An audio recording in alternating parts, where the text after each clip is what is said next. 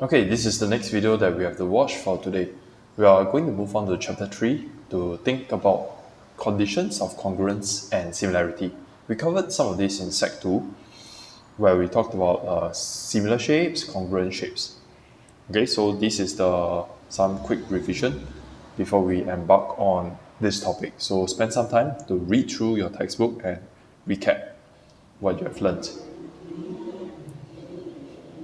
Okay, so importantly, two plane figures, they are congruent if they have the same shape and same size. So if two figures are congruent, all the corresponding sides are equal, all the corresponding angles are also equal. They all have to be satisfied at the same time. So in this case, if these two triangles are congruent, and the naming is important, we call the first triangle ABC, the next triangle PQR. If they are congruent, then AB is equal to PQ, BC is equal to QR, and finally C to A equals to RP. Likewise, the angle for the corresponding angles will also be the same. And for similar figures, only the corresponding angles are equal. So for example, angle DAB is equal to SPQ. However, the length for DA is not going to be the same as SP, because if they are the same and all the angles are the same, then we're going to end up with congruent figures. Okay, so in similar figures, the lengths, they are not exactly the same, but the ratio for AB, for example, AB divided by PQ, okay, so it's shown over here, is the same ratio as BC divided by the corresponding side, QR.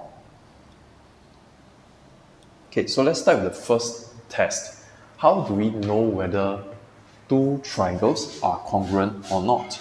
So one of the things that we can do is to check whether all three sides are the same. Okay, we don't necessarily always have to prove that all three sides plus all three angles are the same to prove that they are congruent. Sometimes, in fact, we will learn 4 tests for triangles. Okay, the first one, you can try out this activity by yourself, but I'll just go straight into the conclusion. The conclusion is that as long as in a pair of triangles, the 3 pairs of the corresponding sides are equal, then we can conclude that they are congruent already. So there is an abbreviation that we can use. It is called SSS test. Okay, so let me explain. In these two triangles, A, B, C, so the name is important. It started from A, go down to B, then to C. And the triangle D, E, F. As long as you can prove that AB is equivalent in length to DE, you continue to prove that BC is equal to EF, and then AC equals to DF. You have proven that 3 pairs of corresponding sides are equal. And then you can conclude that, therefore, since the 3 pairs of corresponding sides are equal, then triangle ABC is congruent to triangle DEF. And you put a bracket SSS to say that I proved it using the side-side-side congruency test. So the vertices, meaning the points of the triangles, must be written in corresponding order. So let's take a look at this example. We've got 2 triangles. On the surface, just looking at it face value, they look kind of different. The orientation looks different. But after you are given all the different lengths, you see that in these 2 triangles, our length AB, this 20 over here, turns out to be equal to YX, which is also 20. Let me put a bracket. It is our, okay, so AB equals to YX is our first piece of evidence. And you need to say how you got the evidence. Well, it is given in the question that they are the same. They told you that. And then you have the side BC, which is 26. It is equivalent to XZ, which is also 26. And that was also given. And finally, you have the side CA. okay, 37 centimeters. Turns out it is exactly the same as ZY, also 37 centimeters, and that was also given. So since you have your three pairs, your three pieces of evidence, where all the lengths are the same, then you conclude.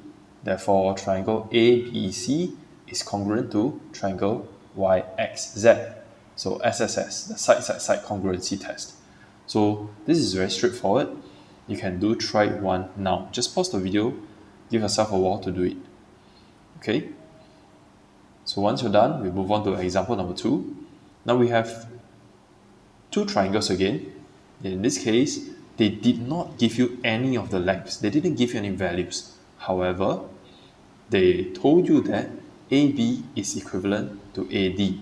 So in your diagram, if it is not marked out for you, you can use these little dashes. Okay, so AD and AB, same length. They continue to tell you BC equals to DC. BC, DC, they are the same. And then they tell you that BAC is 45 degrees. Okay, so over here, they want you to show that the two triangles ABC, so ABC is equivalent to ADC. Not equivalent, congruent to. Okay, so we have only learned one test so far. It is the side-side-side congruency test. Question already gave us one pair, two pairs of corresponding sides. Your job now is to prove that the third side of the two triangles, which in this case is AC for both of them, is equivalent. So AC is a common side for both triangles. So we write down in both triangles, AC equals to AC. That is the common side. It is not given to us in the question. They didn't say that it is the same, but it is obvious that it is the same because it is a common line. So in these two triangles, one pair of corresponding sides are the same because it is the common line, it is the same line. Then you write down the next two pieces of evidence. AB and AD are the same. It was given. The last pair, likewise. And then you conclude these two triangles are congruent. So this one is a three dashes. It looks like an equal sign with another horizontal, with another line. So this is called the SSS congruency test. Now there's a second part. It says find angle X. So because you have already proven in part A that these two triangles ABC as well as ADC are congruent, you can find the value of X. Just by looking at the question picture, you know that X is going to be 45 already. But presentation is still very important. We are going to say, look, we want to find X. So you can ignore this part. Angle X. Write down the angle of this X in terms of the letters. So you can call it DAC, if you like, angle DAC. Okay, you go back to your conclusion, which was in part A. Look at how I draw the arrows, D to A, then to C. We start from D, we go to A, we go to C. It is corresponding to, same pattern, BAC. So this is equal to angle BAC. And this is exactly why we tell you that the naming of the triangles are important. The order is important. Then we go back to our triangle, look for angle BAC. So BAC is over here, that is 45 degrees. So as always, we need to state our reason. Well, corresponding angles of congruent triangles are going to be the same. So then you can do your try it too. We move on to the second congruency test. Now it is the side angle side congruency test. Again, you can try this out by yourself, but I'll just give you the conclusion straight. Now they are telling us that if two sides and the included angle of one triangle is equal to the corresponding parts of another triangle, then they are congruent. That's quite a bit to take in, so we will be able to understand better when we look at the examples. But before that, what exactly is this included angle? So here, there's an explanation. The angle made by two sides of a triangle. So for example, if you're interested in the line AB and the line BC, then this angle over here is called the included angle. It is created by the two sides AB and BC. So in this SAS test, you have two sides with the included angle.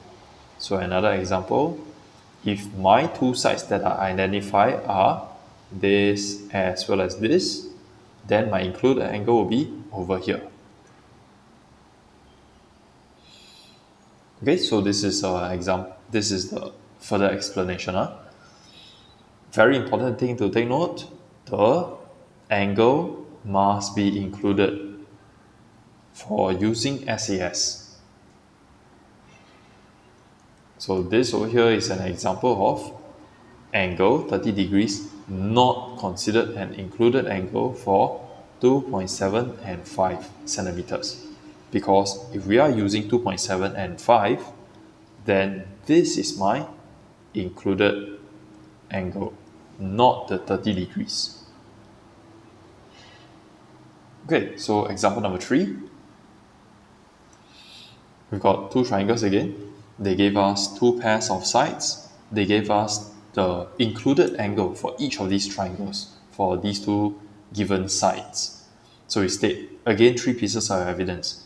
In both triangles, our QR has the same value as VT. QR 12 cm, VT 12 cm. This is given to us. And then, so this is our side. Then we talk about angle. The included angle PRQ. So here PRQ, 50 degrees. It is the same as the included angle UTV. UTV, also 50 degrees. And again, that was also given. And then the last piece of evidence, the other length that was given.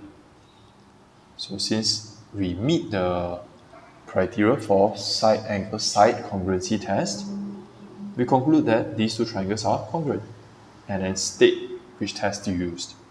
So do your try it 3 and continue to do try it 4.